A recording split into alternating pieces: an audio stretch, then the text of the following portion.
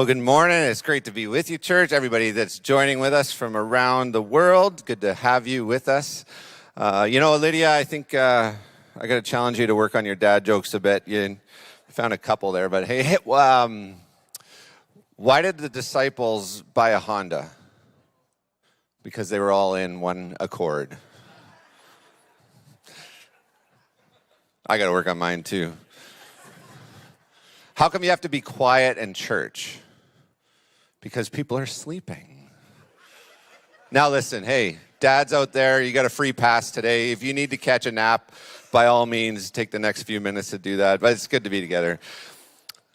You know, when Riverwood started 30 years ago now, one of the first things we did was we launched something called Kids Camp in the city. It was a day camp that we were starting up. I was just turning 18 that summer. As soon as I turned 18, I went and got my bus license when I was eligible to, and we recruited a team of about 10 high schoolers to help run this camp.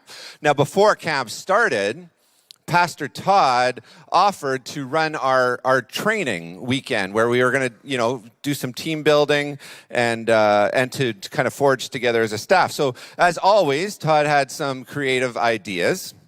And so he said, you know what we're going to do? We're going to actually go do our training on a 3-day canoe trip, which I thought, hey, that's great. And so he just said to us, I've got all the details figured out. You guys just worry about showing up with what you need for yourselves, and I'll handle the rest. Well, we showed up on that Friday morning. We went to load the vans up to head out to the White Shell, and we looked around and saw almost no camping gear at all, and we were confused. And Todd sat us all down and said, listen, I want to welcome you to boot camp. And we said, what's going on here? He says, we've got no tents, we've got no gear. We just have this box of supplies that I'm giving you, and you're going to work together to kind of survive this weekend. And he handed us a roll of plastic, some duct tape, a tarp, and a rope. And we loaded up the van with these supplies. And you know what? We were all young, so we were grinning and laughing and thinking, oh, we've got this, no problem. We have some youthful excitement. We were ready to conquer this challenge in front of us. Well, by the time we got to the river where we were putting in, it was a little late. And once we started paddling, we'd gone far enough to feel like we'd left civilization. But the sky was turning dark. We were losing daylight. And as darkness set in, the weather turned on us. And it started to rain. And so we said, what are we going to do? And the wind started picking up, and it was raining, and we had a ways to go before our campsite, actually. And so we ended up just finding this peninsula that was sort of out there, and we said, we need to stop. Like, we got to get out of these things. We got to try and set up camp. And the rain started to hit even harder, and so we pulled onto the ground, and we tried to kind of manage to set some tents up, or to manufacture some with the stuff we had, but the duct tape wasn't sticking in the rain, and so there ended up kind of being this little valley that we just tried to use to our advantage, and we lined up all of our sleeping bags to like 10 in a row, so we were just like sardines in this, and managed to get a tarp overhead of us. We ended up kind of fighting for where we could sit, where there wasn't water dripping through, and it was pouring. And I remember we were there just trying to survive the night. It was raining, and we discovered that this place that we had chosen actually sort of became a pool. We were all like, why are our feet, just feeling this? And we looked down, and there's 2 feet of water pooled at the end where our feet are. And it was quite the night, I'll tell you that much. We ended up kind of laughing a lot. We started singing songs to the tune of how the water was dripping beside us, just using that as our rhythm. There was a few tears that were shed through the night. And I'll tell you one thing, the only thing this shelter succeeded at doing was becoming a safe haven for the mosquitoes that were around, because they fed on us till morning. And so what we tried to do in those moments in surviving this is actually what kind of humbled us by the wild Manitoba white shell out there. And when daylight finally broke, the rain had let off, we hadn't slept a wink, the sun cracked through, and everything we owned was soaked from top to bottom.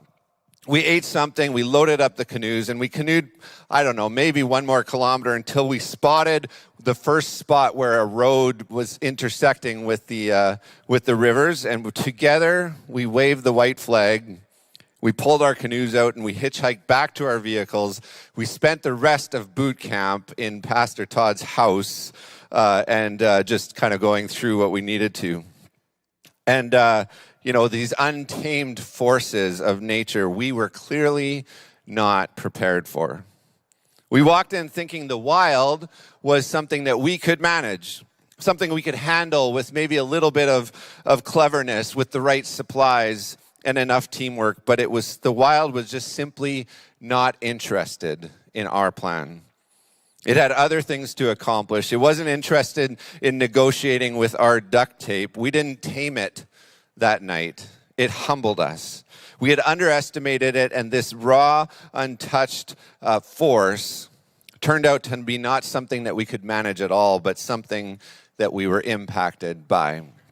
We believe that the church that God has birthed is somewhat like this. He didn't dream up something that was supposed to be tame or safe or managed. He birthed something wild, something with its own untamed power, something that moves on an agenda that's different than ours. And our deepest, most stubborn instinct is to attempt to tame it, to manage this wild power with our cleverness and our control, and to try to put his church into a box that works for us. But every time we reach for the duct tape, we find out the same thing that our soaked team found in that woods, that the church was never meant to be tamed. It was meant to be set loose. So we want to welcome you to week 4 of this journey we are calling Church in the Wild. Together we've explored untamed grace, untamed truth, untamed hospitality last week. And today I want us to discover the untamed power that God envisioned for his church. Now, it's pretty obvious to us if we look around how the world measures power. We don't have to look far. I mean, the strongest athletes are measured by how much they can lift. The most influential people, they're measured by how much wealth they can pile up. The most dominant nations are measured by the military force that they can bring to bear on others. And the world Jesus was born into maybe hands us one of the clearest examples of this in all of history. The greatest single display of power that you could witness in that time in the ancient world was called the Roman triumph. The Roman triumph. This was a religious and political parade in which a conquering general rode through Rome dressed as a god, flaunting his dominance for everybody to see.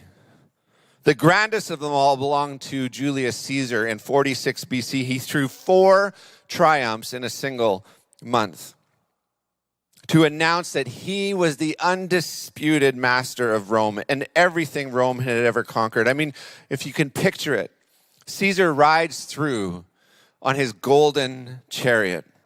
He's draped in royal purple. His face is painted red to match the statue of the Jupiter god. For one day, the most powerful man alive is dressed up and playing God.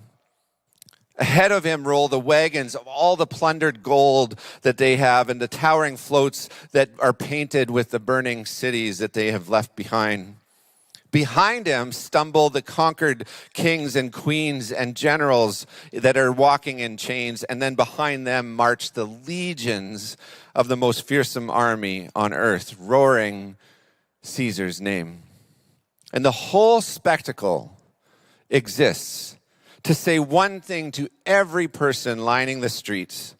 This is what power looks like. Fear it. Bow to it. Now hold that picture. The chariot, the painted god, the chains, and the army. That's the world's version of power. A show of force designed to make you feel small. Hold that in one hand, because in the other, I want to offer a completely different picture. The king that God was sending, the crowds were ready to receive him the very same way the Romans cheered on their emperor, as a conqueror in a chariot, a king who'd actually overthrow Rome and the oppression that they were giving to them. And if you remember, this king had his own triumph as well.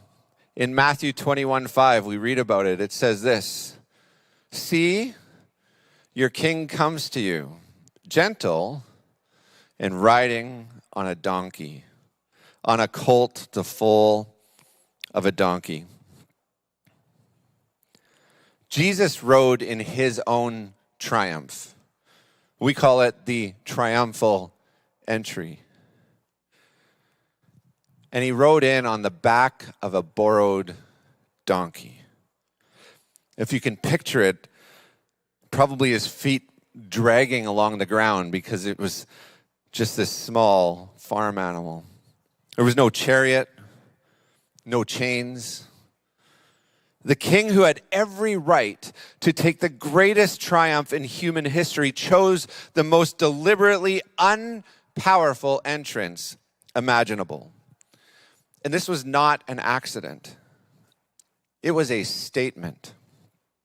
We know how the world's kingdoms show their power, but Jesus rode in on a donkey.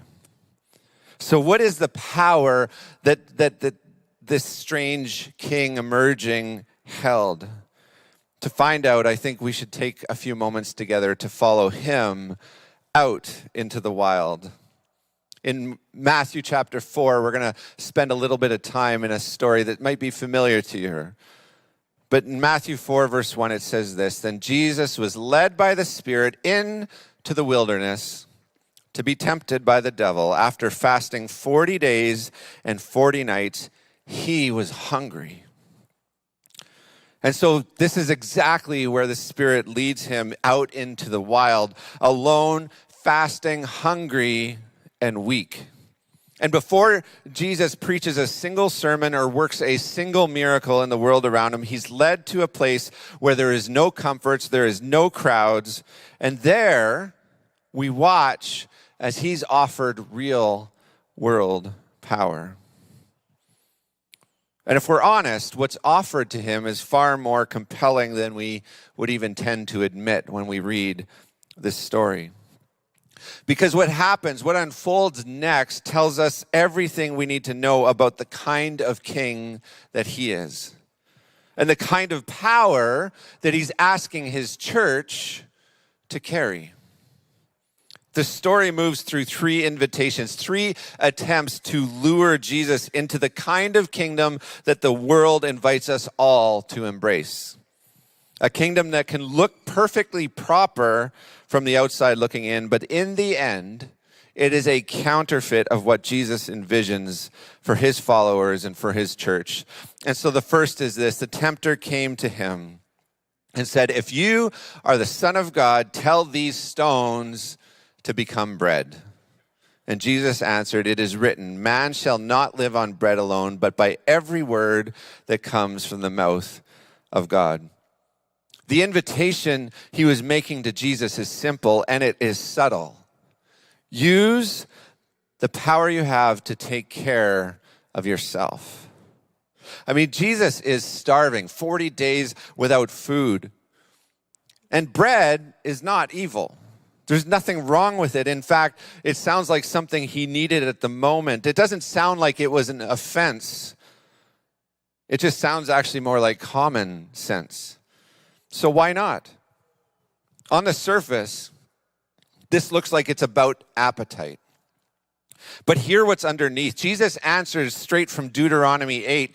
And the whole chapter in Deuteronomy 8 is about the manna that God provided to Israel when they were in the wilderness themselves. And it was this manna that would come, bread that they weren't allowed to store. If they had hoarded it, it would go rotten. And so it was meant that every single morning, Israelites had to come back and receive it fresh from God's hand. This was God leading them into dependence, daily dependence, with open hands, trusting in God's provision. So the temptation here wasn't to eat and to meet his hunger. The temptation was to stop depending, to secure your own supply, to get yourself off the daily bread vulnerability and onto your own power to control the outcomes yourself. And church, this is the gentlest and most respectable way power ever tames us. Think of the difference between an animal in the wild and one in the cage. The wild one is free, but dependent and often hungry. Well, the caged one, it trades the wild for a guaranteed bowl of food provided to it. It's comfort, it's security, it's a full stomach and a roof, never having to trust for what's coming tomorrow. The untamed life holds what it has with open hands and keeps depending on God. The tamed life builds a bigger barn and calls it wisdom. So the first question that the wild puts to us is this: will you keep receiving your life from God's hand, or will you use what power you have to secure it yourself? Until one day it's like you don't need him at all. The second that we see here, it says this: then the devil took him to the holy city and had him stand on the highest point of the temple. If you are the Son of God, he said, throw yourself down, for it's written, he will command his angels concerning you, and they will lift you up in their hands so that you will not strike your foot against a stone. And Jesus answered him, it is also written, do not put the Lord your God to the test. If the first temptation was about providing for yourself instead of depending on God, then this one is its mirror image. Make God provide on your own terms. Make him jump. Jesus answers straight from the story of Massa, where it says, do not put the Lord your God to the test. It's the place where Israel demanded that God prove he was among them. And so this temptation is actually to cage God himself, to make him prove himself on command, to demand that he perform on my terms, to turn faith into leverage, a safety net that you can exploit, a vending machine that owes you results. And there are a couple things in this one we shouldn't walk past quickly. First, it happens at the temple, the religious center. This is the temptation that wears the most spiritual clothes. It looks like bold faith when it's actually manipulation. Second, this is the temptation in which we want a God that we can manage. Predictable, deployable, a God who jumps when we say jump. But the untamed God will not be put to the test. He will not perform on command. He is good, but he's not safe, which is exactly what our soaking wet team learned in the woods. The wild is not something you manage. It's something that you are impacted by. And so is God. The second question is, will you let God be God? Will we do that? Or do we want one that's tame and who we can run? And the final one for Jesus was this. Again, the devil took him to a very high mountain and showed him all the kingdoms of the world and their splendor. All of this I will give to you if you will bow down and worship me. And Jesus said to him, away from me, Satan, for it is written, worship the Lord your God and serve him only. It's here that I think we discover the heart of this as we explore the untamed power of the church that God is building. It's found in the catch that you can't miss. Jesus actually came to inherit the kingdoms of the world. The nations were always going to be his. So the enemy isn't actually offering a lie. He's offering the right destination, but with the wrong road. He's offering Jesus the crown without the cross, a throne without the nails. It's an invitation to take the shortcut. But notice the price. Jesus answers from Deuteronomy 6, worship God and serve him only, because the real currency here is allegiance. All of this if you bow. Power always asks for a bow. The shortcut always costs you your allegiance. And the bitter irony is the one making the offer doesn't even own what he's selling, and yet we often keep paying the price anyway. The first tempted us to use power for ourselves. The second, to control God and bend him to our will. And the third escalates to exactly where the church has done its greatest damage. The moment we get our hands anywhere near a throne.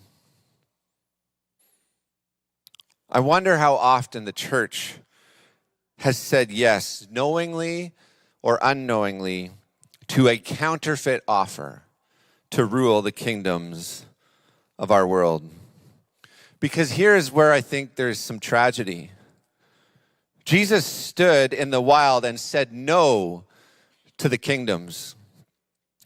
But it was just a few hundred years later that the church got this very same offer and in many ways said yes. For 3 centuries, the church had no worldly power at all. A persecuted minority, meeting in secret, hiding in the tombs, fed to the lions. And then came Emperor Constantine, where the persecution stopped, which was welcomed. The cross went up on the soldiers' shields as an emblem. And within a couple of generations, the faith that Rome had tried to kill became the official religion of Rome itself. The church got the sword, and it got the throne. And I wonder if the day they thought the church had finally won was the day it began to forget what made it the church in the first place. It'd be so easy for us actually to look back and say that Constantine was the villain here, so we can feel safe and removed and distanced from this. But every honest account, Constantine had a genuine faith experience. It was probably real. And that's the scary part. Not that a fraud hijacked the church, but that a sincere man who genuinely meant it still bent the church towards the throne. Because he couldn't imagine a faith that lays its power down. You don't have to be a villain to be enticed to trade the cross for a crown. You just have to be human. Folks, worldly power often has a subtle way of dressing itself as blessing. And it never stopped. Every age throughout history since then has found its own version of this. A faith fused to a flag, a gospel that wants political say more than it wants to serve, a church reaching for the kingdoms of the world and bowing a little bit at a time to whatever will hand them over. It's the same offer, the same slow movement from the donkey to the chariot. So here it is, as plainly as I can say it. Every time the church has reached for power to advance its cause, it's become a version of itself that we'd like to forget. The church was never meant to seize anything. It was meant to serve. And here's the irony. The moment that you put power on a throne, you drain it of the very force that it carries. There's an author and pastor named Greg Boyd who wrote a book in 2005, a bit of a prophet at his time, I think. It was called The Myth of a Christian Nation. And he said this: whenever the church picks up the sword, it lays down the cross. Maybe the truest word for the church that God meant for the wild is the word subversive. The word subversive literally means to turn something over from underneath. The world's power works from above. It is imposed. It is laws and armies and decrees and parades that demand to be seen. Subversive power works from below, unnoticed. And it has outlasted every empire that ever mistook it for weakness. You see, you can outlaw an army, but you cannot outlaw sacrifice. There's nothing to arrest. The world can never kill it. Because here's the thing, power doesn't actually usually kill the church, it just tames it.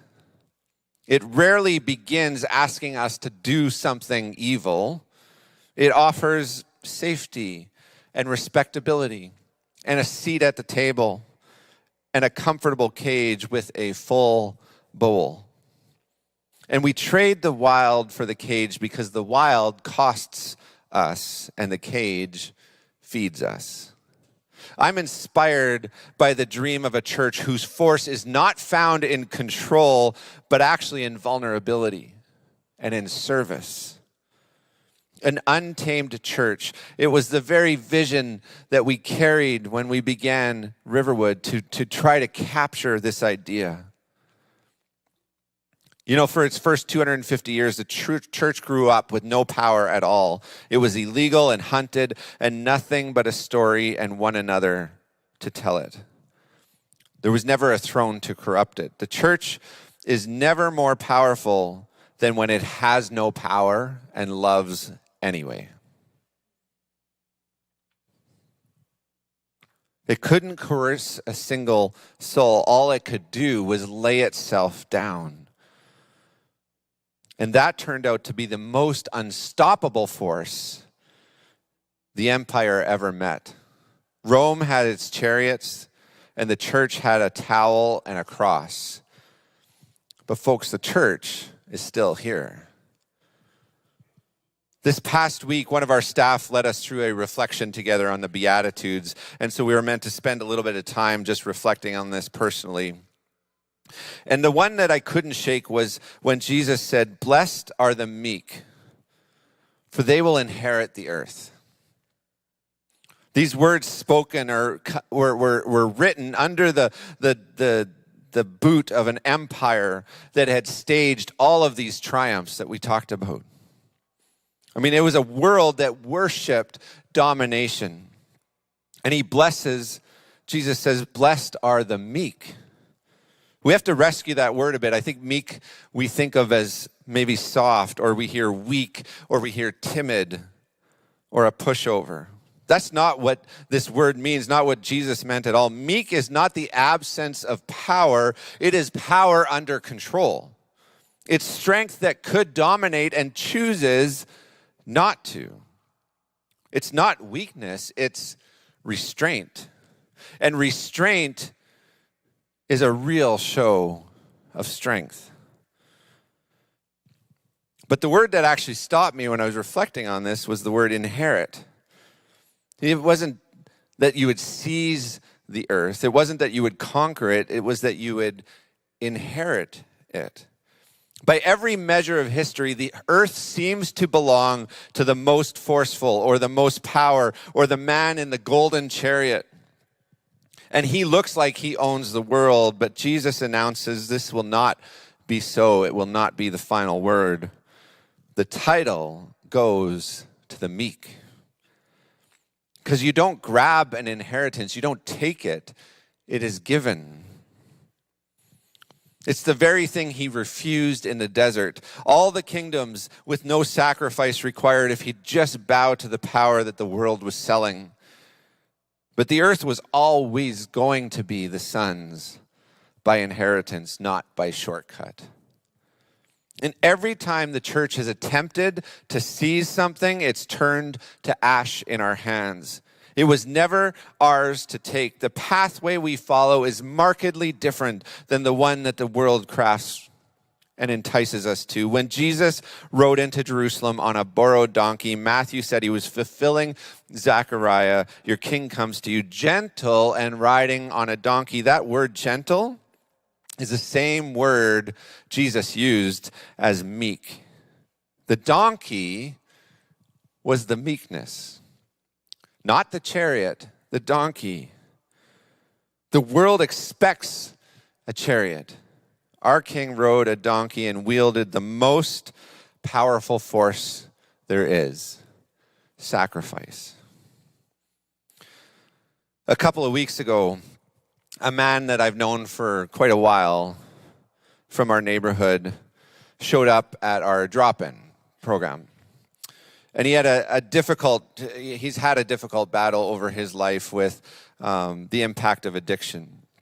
And on this particular day, he had been drinking, and his behavior in our space wasn't okay for the room. So I had to ask him to leave. And now I know him. And so I was able to do this carefully, quietly, and respectfully. I went and got him something to eat. And we walked outside together as I gently tried to send him home for the night. And he was respectful and compliant, and everything was going well. We were having actually a good conversation outside just about needing to give some space at this moment. And I was sitting there talking to him. I had my hand on his shoulder, and we were kind of leaned in and just having a respectful conversation at the time. And suddenly, out of nowhere, he sucker punched me in the face. After quickly realizing that the mood around me had changed from what I thought, we proceeded to dance around the yard a little bit, him trying to take a few more swings and me staying out of range. I mean, I think it was because of my incredible youthful athleticism. I suppose maybe the state he was in also contributed to that, but I didn't have any trouble kind of keeping clear of the swings once I knew what was going on. Now, I could have done a lot of things in that moment. In the end, I did have to involve the police just to keep our environment safe and to get him to a place where he could actually be safe for himself. Once they arrived, they asked, "Do you want to press charges?" And I said, "No, I'm not interested in that. Just he can't be here right now, and can we get him somewhere where he can be safe tonight?" Well, a couple days later, I pulled up to the fire hall to work, and he was there, sitting outside on the picnic table. And I walked over to greet him, now more himself than he was that night, no longer under the control of a substance, and I sat down. And he apologized to me by name, looking down on the ground. And then we proceeded to have the longest and deepest conversation we've ever been able to have to date. He told me a bit more about his life, and that he lives with FASD because his mom drank heavily when she was pregnant with him, and that he's been stuck fighting these battles his whole life. It was a heavy conversation. I could hear the sense of helplessness in his voice, and it was all tangled up with his shame. The man who swung at me wasn't really him. It was a substance mixing into the wiring that he never chose for himself. And as I sat there, I thought, the thing that opened the door to this whole conversation, and maybe even a bit of healing for him, wasn't anything I did with my fists or with my authority. It was the swing I didn't take. It was the charge that I didn't press. It was restraint. It was maybe even the strength that I probably could have hit back, but didn't. And I guess even though I would have never put it this way in the moment, it was what Jesus called meekness. Church, laying the sword down for sacrifice isn't just the story that we find in our scriptures. It's a story we have the opportunity to write every single day. That's the kingdom that God is building. That's what God dreamt up for his church. Not a kingdom that you seize by being the strongest one in the yard. A kingdom you inherit by laying yourself down. By absorbing the blow and instead choosing the picnic table. So that a door can open that domination would have slammed shut for good. The world will keep offering us the chariot. It'll dress it up as if it's what we deserve, even. It's what we're owed. Even the chance to expand our influence and finally maybe get enough power to do some good with it. The same offer was made to Jesus in the wild. It was the right destination, but by the wrong road. And the only way to stay untamed, the only way to keep the power that made the church, is to do the one thing that power can never make us do. Lay it down. Get on the donkey. Inheriting the earth was never about what we can grab. It's about what's placed into the open palms of surrender.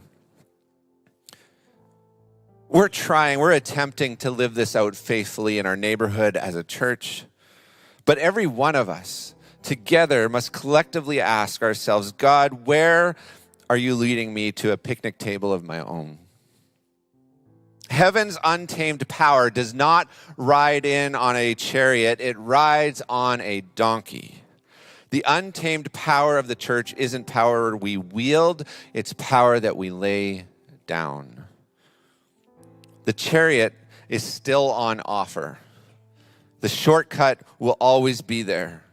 The world will still insist it's the way that we should go to grab and to dominate and to win. But there is another way, wild and subversive and unstoppable. So the only question left for us is this: what kind of church will we be?